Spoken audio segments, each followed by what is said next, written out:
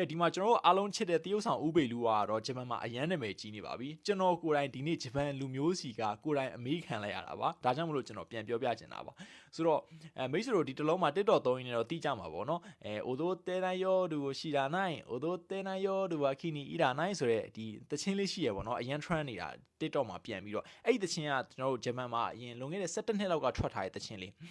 အဲ့ဒီတချင်းကိုကျွန်တော်တို့မြန်မာတွေကလည်း meme နဲ့ပေါ့နော်ဒီဥပေလူကဆွေတရားမောင်ကျိတ်ဆိုတဲ့ဇာတ်ကားလေးမှာဒါဒီရင်နွေးချမ်းနဲ့အရက်နဲ့မှားတောက်ပြီးတော့တောင်းချမ်းတဲ့အခန်းလေးနဲ့သူကပေါင်းပြီးတော့ဒီ background sound လေးနဲ့ပေါင်းပြီးတော့သူကလုံးဝ meme လုပ်လိုက်တဲ့အခါမှာသူကတော်တော်လေးလက်ကြည့်လို့ကောင်းပါတယ်ဆိုတော့ဖြစ်ချင်တော့အဲ့ဒီတချင်းနဲ့ဥပေလူကနေရတယ် live ဖတ်နေတယ်လို့ဒီခုဒီ TikTok မှာပြန်ထွန်းသွားတဲ့ဗီဒီယိုတွေကအောက်မှာကျွန်တော်မြန်မာတွေကဥပေလူရဲ့ပုံ live မှန်တာအဲ့ဇက်ဝင်ငန်းပုံဆိုတော့အဲ့ပုံတွေကတဖြည်းဖြည်းနဲ့များလာပြီးတော့ဗီဒီယိုတိုင်းမှာကျွန်တော်မြန်မာတွေကရှိနေရတော့ဒါလေးကချစ်စရာကောင်းပါတယ်တကယ်ပြောရင်ဥပေလူကိုလည်း promote လုပ်ရလို့ဖြစ်သွားတာပေါ့နော်ဆိုတော့အဲ့မှာကျွန်တော်ဂျပန်တွေကလည်းအကုန်လုံးဒါ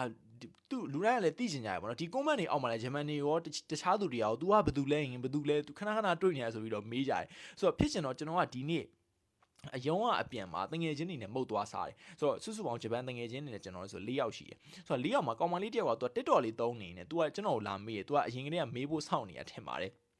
ဆိုတော့ဒီမှာတဲ့အဲ့လိုမြန်မာတွေဖြစ်မဲ့ထင်တယ်ပေါ့နော်မြန်မာအလံလေးနဲ့လည်းပါတယ်ဆိုတော့ဒီ profile နေပါပေါ့နော်အဲ့နဲ့ဒီလူကိုမှန်ကြရတယ်ပေါ့နော်ဒီတချင်းမှာပဲမှန်ကြရတယ်ဘာမှမရှိဘူးတဲ့ဆိုတော့ဒီကတချင်းပိုင်ရှင်တော့မဟုတ်တော့ဘူးထင်တယ်နော်တဲ့တချင်းမဟုတ်ဘူးလေတချင်းကဂျပန်ကထွက်တာလို့ငါလည်းသိတယ်လို့အဲ့တချင်းကြားလည်းကြားဘူးတယ်လို့ဆိုတော့အဲ့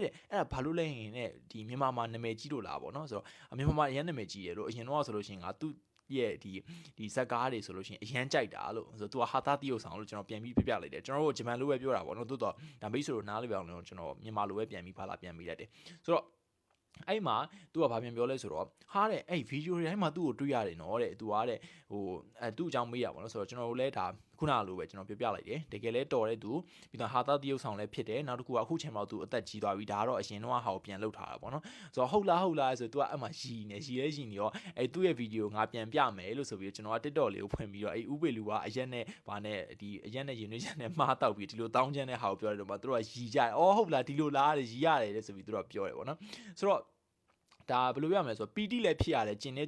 တယ်ကျွန်တော်တို့ငငယ်ကနေပြီးတကယ်ဟိုမှသဘောကျပြီးကြိုက်ခဲ့ရတဲ့ဟာတာတရုပ်ဆောင်ကြီးတကယ်ဟိုမှတောင်ပိုင်းဒီလူရှင်တော်တွေနဲ့ကိုကွာခြားပြီးတကယ်ဟာတာအစစ်မှန်တွေကိုပေးနိုင်ခဲ့တဲ့ဥပေလူကအခုချိန်မှာပြန်ပြီး TikTok မှာ trend နေတာတော့ကျွန်တော်တကယ်ဝမ်းသာတယ်တကယ်လည်းပီတိဖြစ်ရတယ်ကြည်နူးရတယ်ဒါဥပေရန်လဲတော်ရယ်ပေါ့နော်ဆိုတော့သူ့ရဲ့တရုပ်ဆောင်တာလည်းဒါဒီဇက်ကားတိုင်းမှာလည်းတော်တော်မိုက်တယ်ပေါ့နော်ဆိုတော့သူအကယ်ဒမီရသွားတဲ့ထင်တယ်ဒါတော့ထားပါတော့ဒါအဓိကတော့ပြောချင်တာကတော့ဒါအခုချိန်မှာ hit ဖြစ်နေတဲ့ဒီဥပေလူကတော့ဂျပန်မှာအရန်နာမည်ကြီးနေပါပြီဆိုတော့အားလုံးလည်းတကယ်လို့ဒီဗီဒီယိုလေးတွေရဲ့အောက်တင်မှာကျွန်တော်တို့ဒီခုနကလာတဲ့ဗီဒီယိုလေးရဲ့အောက်တင်မှာ